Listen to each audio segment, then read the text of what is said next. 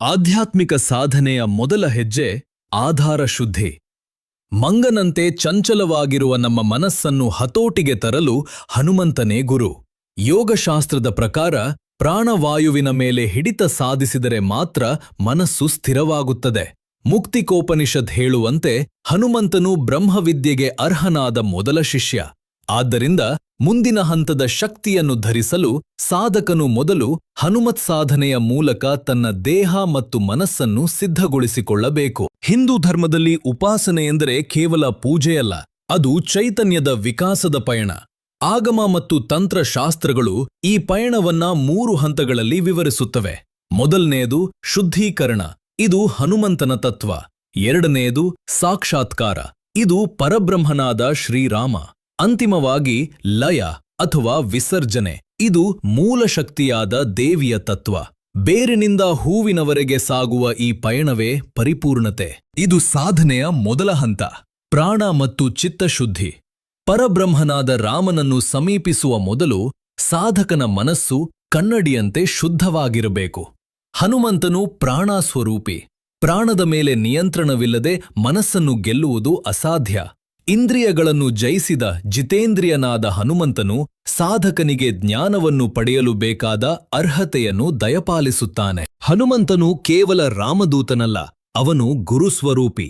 ದೇವಸ್ಥಾನಕ್ಕೆ ಬಾಗಿಲು ಇರುವಂತೆ ರಾಮತತ್ವವನ್ನು ಪ್ರವೇಶಿಸಲು ಹನುಮಂತನೇ ಹೆಬ್ಬಾಗಿಲು. ರಾಮ ರಹಸ್ಯ ಉಪನಿಷತ್ ಹೇಳುವಂತೆ ಹನುಮಂತನು ರಾಮಮಂತ್ರವನ್ನು ಬೋಧಿಸುವ ಗುರು. ಅವನ ಅನುಗ್ರಹವಿಲ್ಲದೆ ರಾಮನ ದರ್ಶನ ಅಸಾಧ್ಯ. ಸಾಧನೆಯ ಎರಡನೇ ಹಂತ, ಭಕ್ತನು ತನ್ನ ಸಾಧನೆಯನ್ನು ಶಿಸ್ತುಬದ್ಧ ರೀತಿಯಲ್ಲಿ ಮತ್ತು ಸಂಪೂರ್ಣ ನಂಬಿಕೆಯಿಂದ ಮುಂದುವರಿಸಿದಾಗ ಅವರು ಎರಡನೇ ಹಂತವನ್ನು ತಲುಪುತ್ತಾರೆ. ಇಲ್ಲಿ ರಾಮನು ಕೇವಲ ಅಯೋಧ್ಯೆಯ ರಾಜನಾಗಿ ಉಳಿಯುವುದಿಲ್ಲ. ಅಧ್ಯಾತ್ಮ ರಾಮಾಯಣದ ಪ್ರಕಾರ ರಾಮನು ಸಾಕ್ಷಾತ್ ಪರಬ್ರಹ್ಮ.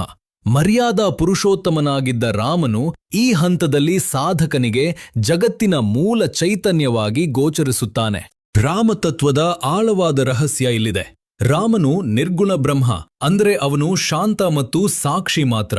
ಆದರೆ ಜಗತ್ತನ್ನು ಸೃಷ್ಟಿಸಿ ನಡೆಸುವ ಕ್ರಿಯಾಶಕ್ತಿ ಸೀತೆ ಅಥವಾ ಮೂಲ ಪ್ರಕೃತಿ. ಶಕ್ತಿಯಿಲ್ಲದೆ ಬ್ರಹ್ಮನು ಚಲಿಸಲಾರ ಎಂದು ಸಾಧಕನಿಗೆ ಇಲ್ಲಿ ಅರಿವಾಗುತ್ತದೆ. ಇದು ಅಂತಿಮ ಸತ್ಯದ ಕಡೆಗೆ ನಮ್ಮನ್ನು ಕರೆದೊಯ್ಯುವ ರಹಸ್ಯ. ರಾಮರಹಸ್ಯ ಉಪನಿಷತ್ ಹೇಳುವಂತೆ ದುರ್ಗೆ, ಸರಸ್ವತಿ ಮತ್ತು ಲಕ್ಷ್ಮಿಯರು ಶ್ರೀರಾಮನ ಅಂಗಗಳು. ರಾಮನ ಶಕ್ತಿ, ಬುದ್ಧಿ ಮತ್ತು ಸಂಪತ್ತು ಎಲ್ಲವೂ ದೇವಿಯ ರೂಪವೇ. ರಾಮನನ್ನು ಪೂರ್ಣವಾಗಿ ಅರಿಯುವುದೆಂದರೆ ಅವನಲ್ಲಿರುವ ದೇವಿಯನ್ನು ಅರಿಯುವುದೇ ಆಗಿದೆ. ರಾವಣನ ಸಂಹಾರದ ನಂತರ ಯುದ್ಧ ಮುಗೀತು ಎಂದು ಭಾವಿಸಲಾಗಿತ್ತು. ಆದರೆ ರಾಮನ ನಿಜವಾದ ಪರೀಕ್ಷೆ ಅಲ್ಲಿಗೆ ಮುಗಿದಿರಲಿಲ್ಲ. ಪುಷ್ಕರ ದ್ವೀಪದ ಮಹಾಬಲಿಷ್ಠನಾದ ಸಹಸ್ರ ರಾವಣನು ವಾಯುವಾಸ್ತ್ರವನ್ನು ಪ್ರಯೋಗಿಸಿದಾಗ ರಾಮನ ಇಡೀ ಸೈನ್ಯವೇ ಧ್ವಂಸವಾಯಿತು. ಅಜೇಯ ಎಂದುಕೊಂಡಿದ್ದ ಶ್ರೀರಾಮನೇ ರಣರಂಗದಲ್ಲಿ ಪ್ರಜ್ಞಾಹೀನನಾಗಿ ಬಿದ್ದನು. ಸಾಂಪ್ರದಾಯಿಕ ಯುದ್ಧ ತಂತ್ರಗಳು ಇಲ್ಲಿ ಸೋತವು. ಇದು ಕೇವಲ ಯುದ್ಧವಲ್ಲ, ಇದೊಂದು ಅನಿರೀಕ್ಷಿತ ದುರಂತದ ಆರಂಭ. ಪತಿಗೆ ಆದ ಅವಮಾನವನ್ನು ಕಂಡು ಸೀತೆ ಅಟ್ಟಹಾಸಗೈದಳು. ಆ ಕ್ಷಣದಲ್ಲಿ ಅವಳು ಜಾನಕಿಯ ಸೌಮ್ಯ ರೂಪವನ್ನು ತ್ಯಜಿಸಿ ಭಯಾನಕ ಮಹಾಕಾಲಿಯಾದಳು. ರಣರಂಗದಲ್ಲಿ 1000 ತಲೆಗಳನ್ನು ಕತ್ತರಿಸಿ ಚೆಂಡಿನಂತೆ ಆಡುತ್ತಾಳೆ. ಬ್ರಹ್ಮಾಂಡವೇ ನಡುಗುವಂತಹ ಈ ವಿಶ್ವರೂಪವನ್ನು ಕಂಡು ದೇವತೆಗಳೇ ಬೆರಗಾಗಿ ಸ್ತುತಿಸಿದರು. ಆ ಭಯಂಕರ ರೂಪವನ್ನು ಕಂಡ ರಾಮನಿಗೆ ಪರಮ ಸತ್ಯದ ದರ್ಶನವಾಯಿತು. ಶಕ್ತಿಯಿಲ್ಲದ ಶಿವನು ಕೇವಲ ಶವ ಎಂಬಂತೆ ಸೀತೆಯಿಲ್ಲದೆ ತಾನು ಅಪೂರ್ಣ ಎಂದು ರಾಮನಿಗೆ ಅರಿವಾಯಿತು. ಜಗತ್ತನ್ನೇ ಆಳುವ ರಾಮನು ಆ ಜಗತ್ತಿಗೆ ಶಕ್ತಿ ತುಂಬುವ ತಾಯಿಗೆ ಸಂಪೂರ್ಣವಾಗಿ ಶರಣಾದ. ರಾವಣನು ಸಾಮಾನ್ಯ ಶತ್ರುವಲ್ಲ, ಅವನು ಮಹಾತಪಸ್ವಿ ಮತ್ತು ಪರಮ ಶಿವಭಕ್ತ. ಅಂತಹ ಪ್ರಚಂಡ ಅಹಂಕಾರವನ್ನು ಸಂಹರಿಸಲು ರಾಮನಿಗೆ ಕೇವಲ ಶಸ್ತ್ರಗಳು ಸಾಲಲಿಲ್ಲ, ಆದಿಶಕ್ತಿಯ ಅವಶ್ಯಕತೆ ಇತ್ತು. ಕುಲಗುರು ವಸಿಷ್ಠರ ಆದೇಶದಂತೆ ರಾಮನು ದಶಮಹಾವಿದ್ಯೆಗಳಲ್ಲಿ ಎರಡನೆಯವಳಾದ ಮಾತಾರಾದೇವಿಯನ್ನು ಆರಾಧಿಸಿದನು. ತಾರಾ ಎಂದರೆ ತಾರಿಣಿ, ಅಂದರೆ ಕಷ್ಟಗಳ ಸಾಗರವನ್ನು ದಾಟಿಸುವವಳು. ಲಂಕೆಯ ಸಾಗರವನ್ನು ದಾಟಲು ಮತ್ತು ರಾವಣನ ಮಾಯೆಯನ್ನು ಭೇದಿಸಲು ರಾಮನು ಅಕಾಲ ಬೋಧನೆಯ ಮೂಲಕ ಉಗ್ರತಾರೆಯನ್ನು ಒಲಿಸಿಕೊಂಡನು. ಪುರುಷನಾದ ರಾಮನು ಪ್ರಕೃತಿಯಾದ ತಾರೆಯೊಂದಿಗೆ ಸೇರಿದಾಗ ಮಾತ್ರ ಅಧರ್ಮದ ವಿನಾಶ ಸಾಧ್ಯವಾಯಿತು. ಇದು ತಂತ್ರಶಾಸ್ತ್ರದ ಮಹಾಗುಪ್ತ ರಹಸ್ಯ. ವಿಷ್ಣುವಿನ ಅವತಾರಗಳು ಮತ್ತು ದಶಮಹಾವಿದ್ಯೆಗಳು ಬೇರೆ ಬೇರೆಯಲ್ಲ. ಮುಂಡಮಾಲಾ ತಂತ್ರವು ಸಾರುವಂತೆ ಕೃಷ್ಣನೇ ಸಾಕ್ಷಾತ್ ಕಾಲಿ ಮತ್ತು ರಾಮನೇ ತಾರಾದೇವಿ. ರಾಮನು ತಾರಕ ಬ್ರಹ್ಮನಾದರೆ ತಾರಾದೇವಿ ತಾರಿಣೀ ಶಕ್ತಿ. ಇಬ್ಬರ ಬಣ್ಣವೂ ನೀಲಿ, ಇಬ್ಬರ ಕಾರ್ಯವೂ ಒಂದೇ, ಭಕ್ತರನ್ನು ಸಂಸಾರ ಸಾಗರದಿಂದ ದಾಟಿಸುವುದು. ಹೀಗಾಗಿ ಹನುಮಂತನು ರಾಮನನ್ನು ಪೂಜಿಸುವವನಿಗೆ ಅಂತಿಮವಾಗಿ ತಾರಾದೇವಿಯ ದರ್ಶನ ಮಾಡಿಸುತ್ತಾನೆ. ಇದು ಈ ಪಯಣದ ಅತ್ಯಂತ ರಹಸ್ಯಮಯ ಹಂತ. ಇಲ್ಲಿ ಹನುಮಂತನು ರಾಮದೂತನಾಗಿ ಉಳಿಯದೆ ಮಹಾಸಿದ್ಧನಾಗಿ ಕಾಣಿಸಿಕೊಳ್ಳುತ್ತಾನೆ. ರುದ್ರಯಾಮಲ ತಂತ್ರದ ಪ್ರಕಾರ ಹನುಮಂತನೇ ದಶಮಹಾವಿದ್ಯೆಗಳ ರಕ್ಷಕ ಮತ್ತು ಕ್ಷೇತ್ರಪಾಲ. ರಾಮನನ್ನು ಸೇರಿದ ಭಕ್ತನಿಗೆ ತಂತ್ರಮಾರ್ಗದ ಮೂಲಕ ದೇವಿಯ ದರ್ಶನ ಮಾಡಿಸುವ ಗುಪ್ತ ಗುರು ಹನುಮಂತನೇ ಆಗಿದ್ದಾನೆ. ಇದು ಅಂತರಂಗದ ಕತ್ತಲೆಯನ್ನು ಭೇದಿಸುವ ಪಾತಾಳಯಾತ್ರೆ. ರಾಮನನ್ನು ಉಳಿಸಲು ಹನುಮಂತನು ಪಾತಾಳಕ್ಕೆ ಇಳಿದಾಗ ಅವನು ಅಲ್ಲಿದ್ದ ನಿಜವಾದ ಅಥರ್ವನ ಭದ್ರಕಾಳಿಯನ್ನು ಪೂಜಿಸಿದನು.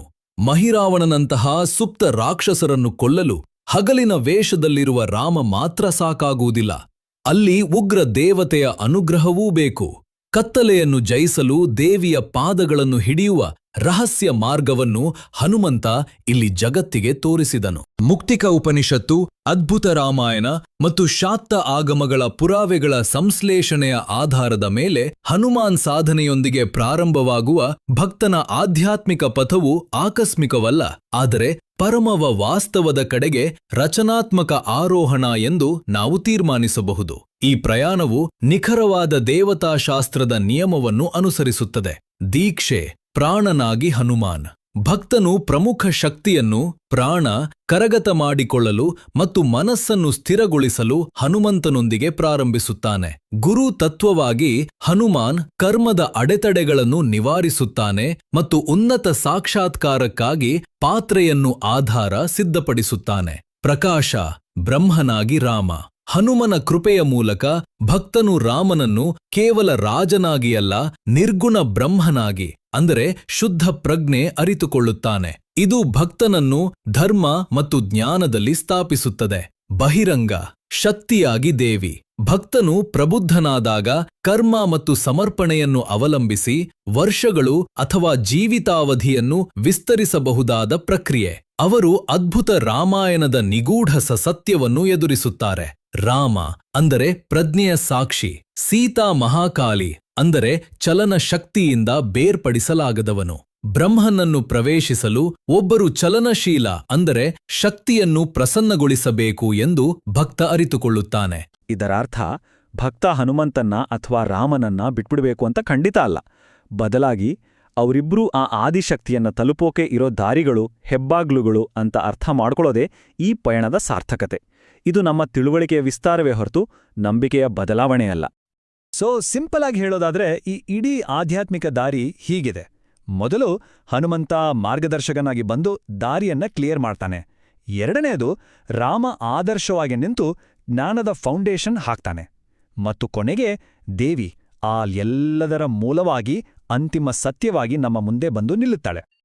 ಕೊನೆಗೆ ಭಕ್ತನಿಗೆ ಒಂದು ಸಂಪೂರ್ಣ ಅರಿವು ಮೂಡುತ್ತೆ. ತಾನು ಅಷ್ಟು ಭಕ್ತಿಯಿಂದ ಹಿಡಿದ ಹನುಮಂತನ ಕೈ ತನ್ನನ್ನ ಕರ್ಕೊಂಡು ಹೋಗಿ ನೇರವಾಗಿ ಆ ಆದಿಶಕ್ತಿಯ ಪಾದದ ಕೆಳಗೆ ನಿಲ್ಲಿಸಿದೆ ಅಂತ.